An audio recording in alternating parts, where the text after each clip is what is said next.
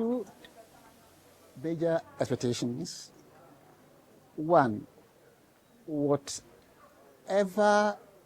incidents of corruption have taken place in the past but have remained unaddressed up to the present time, in the past 4 years or so, should be properly investigated and dealt with. Meaning that if in the past 4 years they think that some acts of corruption have been committed, no proper investigation and so on and so forth, this is the time to do that. But second, and most importantly, to ensure that even under the tenure of this regime, people who commit acts of corruption do not go scot-free. Don't leave them to go scot-free until the next government.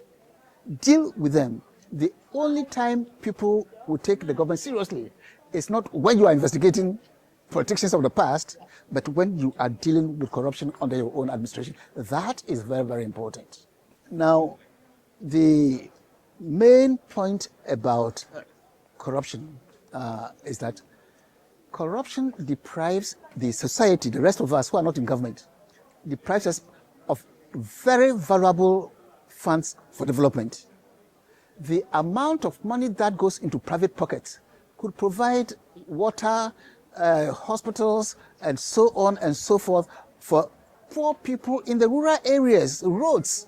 This money is going into private pockets. People are putting under their beds hundreds of thousands of euros and dollars, which could easily give us a good rural clinic, which could easily give us a very good road in a rural area. So that's when you allow people in government to be corrupt, you are depriving the people of the vitally needed development.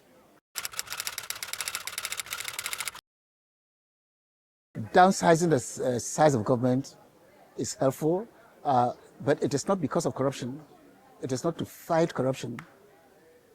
The main purpose for downsizing government is to make it government compact and efficient, and also not to spend too much money paying people for jobs that are being done by other ministers. For example, you create a minister for sanitation. Sanitation is the work of local government ministry. Minister for railways. This is Minister of Transport. So you want to reduce the government, make it more impact and more efficient, and at the same time, stop wasting money paying people for jobs that could be conveniently done by existing ministries. So that is the main thing. The Operation Recover All Loot Committee that has been set up is a temporary measure. As soon as an Attorney General is appointed, they will hand over to the Attorney General. Now, because there's a whole committee in charge of that, they are able to take a lot of evidence. So by the time the Attorney General takes over, you have a huge folder of files like this. Now the question is, will the Attorney General's department have the people and the time to go through meticulously and deal with all of them? Because this committee will no longer be in existence, and the Attorney General will be conducting the normal prosecutions and so on and so forth. So for me, it is a very good beginning. My concern is whoever is appointed, the Attorney General must find the time and the space to deal with the evidence that these people have adduced.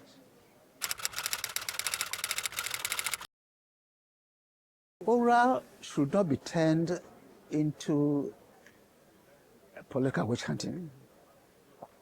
It should be a step for a genuine fight against corruption. It should not be used for just political witch hunting. Otherwise, it doesn't get people's support. But it must be genuine cases of corruption, and the amounts of resources involved must be substantial. Look, every judge worth the name must make sure that there's strict impartiality, that they go strictly according to the law, that they don't look at political considerations, that this man or this woman comes from my party, I am so I belong to this party, and so on and so forth.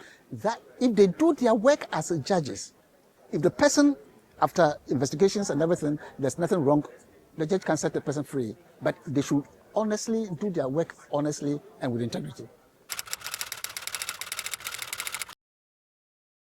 One of the reasons why a lot of institutions do not work is political interference. I am president, or so I've set up the institution. Then I realized that the investigation being done is against one of my own people. Immediately, I call you aside, please go slow. So we should stop political interference in corruption-related institutions.